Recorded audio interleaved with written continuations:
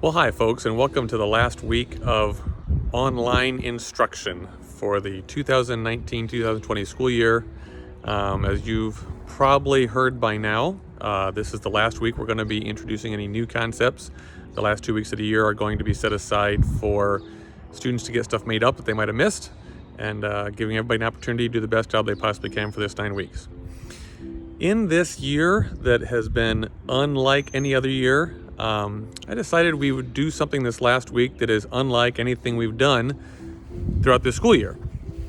I'm going to teach you a little bit of trigonometry this week, and you're going to use that trigonometry to do something like this. So what is this different thing we're going to do, you ask? Well, I'll tell you. You're going to need to find something that is tall, something like a tree or another tree, or what I'm going to do, your house.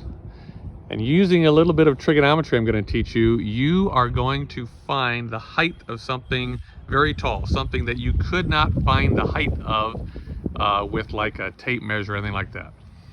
Materials you're going to need something to measure with. And if you have nothing to measure with, then you can just use your feet and kind of step stuff off.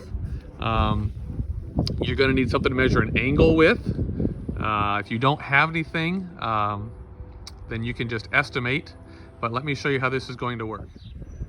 Okay, so I'm going to measure the height of this side of my house. And what I've done so far is I have laid out a tape measure. Somehow I'll do some weeding around here. I've laid out a tape measure, and I have found a spot from the house that is 20 feet away. Now, you can be as close or as far away as you want. That doesn't really matter. The next thing I need to do is figure out an angle, what's called an angle of elevation. I'll show you how that works. Okay, so I'm standing 20 feet from the edge of my house, and I want to know what the height of the house is.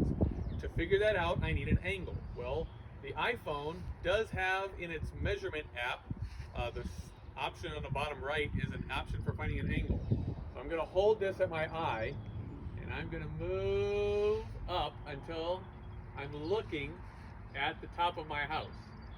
And then my assistant Kayla is going to come over here, and she is going to check out and see what this angle is. You're probably going to want some help from this, like a parent or brother or sister. Kayla, can you see the angle?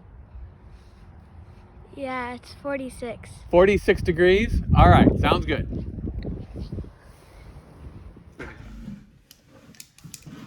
All right, so what do we got going on? Well, I couldn't let you guys leave this year without one more exquisite piece of Mr. Moyer artwork. So here is our house, or my house. And I'm standing 20 feet away. That's me. I'm waving. And then I looked up at the top of my house. And the angle from horizontal to the top of my house was 46 degrees. It turns out we can use something called trigonometry to then calculate this distance, this other side or leg of our right triangle. Trigonometry that we're looking at only works for right triangles. And the function we're going to use is called the tangent function. Turns out the tangent of any angle in a right triangle is equal to the length of the opposite side over the length of the adjacent side. Well, we have our angle, 46 degrees. We know the adjacent side. This is the adjacent side, which is 20. That leaves me with just the opposite side. Okay, so how am I going to find that? Well, I'm going to multiply both sides by 20. So 20 times the tangent of 46 degrees equals x. And now we're going to use our calculator to approximate the height of the house. Before we use the calculator, and this is really important if you're using a graphing calculator especially. If I'm using a graphing calculator, the first thing I'm going to do is I'm going to check in here in the mode, because when these calculators are reset, they measure angles in radian degrees. You can see that. Well, I don't want it in radian degrees. I don't want it in radians. I want it in degrees. I said that wrong. So I'm going to switch over to degrees and hit enter. And if you don't do that, your answer is going to be, let's just suggest, way off. Scientific calculators usually are set to degree mode. But again, be sure and check to make sure you're in the right mode. So quit out of here. The tangent button is right there. So I'm going to do 20 times the tangent of 46. And that is 20.7. So there you go. The missing side of that right triangle would be about 20.7 feet. And that should make sense if you know a little bit of geometry. You know, this angle's 46, which means this angle's 44, because all the angles have to add up to 180. If this side is 20, that means it must be a little bit shorter than this side. So 20.7 makes sense. But that's not the answer. The reason it's not the answer is because I measured that from my eye.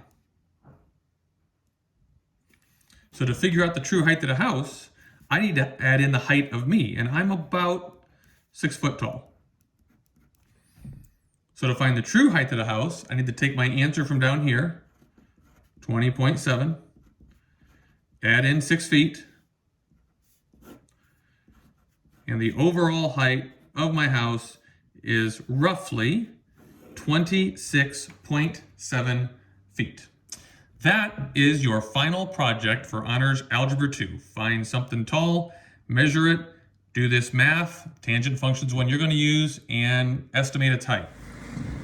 So the last couple things. What if you don't have a way to measure angles? You don't have a protractor, you don't have a measuring app on your cell phone.